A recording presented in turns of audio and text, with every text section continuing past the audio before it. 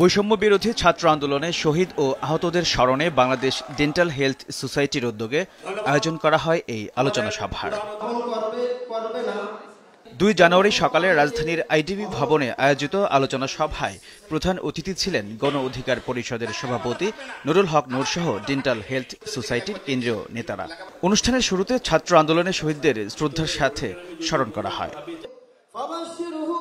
এরপর ডিপ্লোমা ডেন্টিস্টরা তাদের বিভিন্ন দাবি দেওয়ার কথা তুলে ধরে বলেন, ডেন্টিস্ট্রিতে ডিপ্লোমা সনদধারীগণ অবহেলিত, বঞ্চিত এবং শ্রেণী বৈষম্যের শিকার। তাই দেশের প্রত্যন্ত অঞ্চলে কম খরচে দন্ত চিকিৎসা সেবা পৌঁছে দিতে দ্রুত রেজিস্ট্রেশনের দাবি জানান বক্তারা।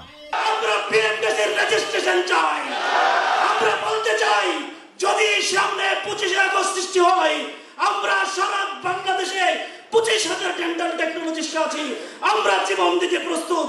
আমরা সুন্দর চিকিৎসা দেই বলে ডেন্টাল সার্জনরা আমাদেরকে দমন করতে চায়, আমাদের আইন করে বাতিল করতে চায়। আমরা বলতে চাই, মহামান্য উচ্চ আদালতের রায় থাকা সত্ত্বেও অসংখ্য মিডিয়া আমাদেরকে ভুল তথ্য দিয়ে জাতিকে বিভ্রান্ত করছে। তারা বলেন, 4 বছরের ডিপ্লোমা ও বিএসসি করেও ষড়যন্ত্রের শিকার হয়ে 25,000 ডিপ্লোমাধারী বিএমডিসির রেজিস্ট্রেশন থেকে বঞ্চিত। তাই তাদের ন্যায্য অধিকারের জন্য রাজপথে জীবন দিতেও প্রস্তুত বলে জানান বক্তারা। আমাদের একটাই মুখ্যম দাবি, সারা বাংলাদেশের সকল ডিপ্লোমা মেডিকেল ডেন্টালদের একটাই দাবি, প্রাইভেট প্র্যাকটিস রেজিস্ট্রেশন। এবং সেই দাবি আদায়ে আপনাদের সবাইকে ঐক্যবদ্ধ থাকতে হবে। আমি নুরুল হক নূর ভাইকে অনুরোধ করব, স্বাস্থ্য অধিদপ্তর এবং স্বাস্থ্য খাতের যে দায়িত্বে আছে উপদেষ্টাগণ তার সঙ্গে আলাপ করবেন এবং আমাদের এই সমস্যাগুলো সমাধানের জন্য আপনি একটু চেষ্টা করবেন, কারণ আমরা হচ্ছে অভিভাবকহীন, আমাদের দিকে একটু তাকাবেন। অনুষ্ঠানের প্রধান অতিথি গণ অধিকার পরিষদের সভাপতি ভিপি নূর স্মরণ করেন ছাত্র আন্দোলনে শহীদদের।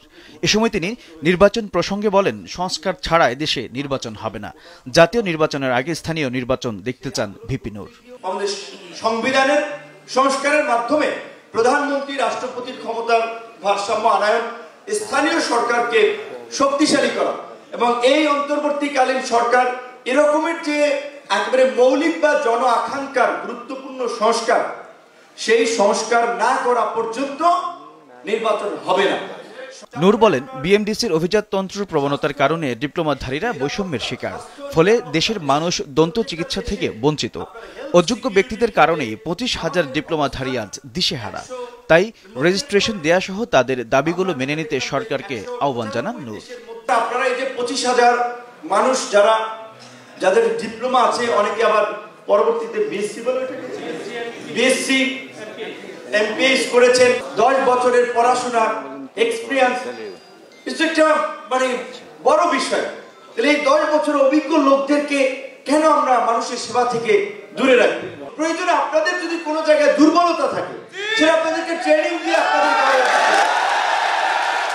আপনাদের ছাত্র প্রত্যেকে মধ্য মিডল এজ মানুষ, এতদিনে তারা অভিজ্ঞতা আছে, কোথাও দুর্বলতা থাকলে সেটা আপনার তারা ট্রেনিং দিয়ে পরামর্শ দিয়ে সেটা কাটিয়ে দেশের জন্য দরকার আছে।